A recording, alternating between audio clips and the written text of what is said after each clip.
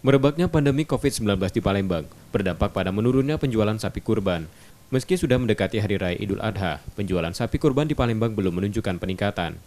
Dari penjualan sapi kurban 2019 lalu mampu menjual 365 ekor sapi, namun tahun ini baru mencapai 200 ekor.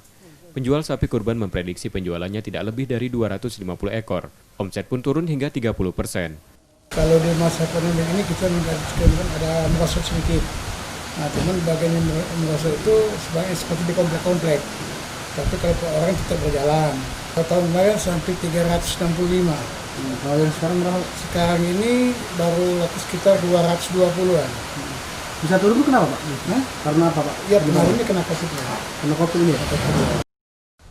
Harga jual sapi kurban di Palembang cukup bervariasi, mulai Rp16 juta hingga Rp45 juta per ekornya. Nur Muhammad, Kompas TV, Palembang.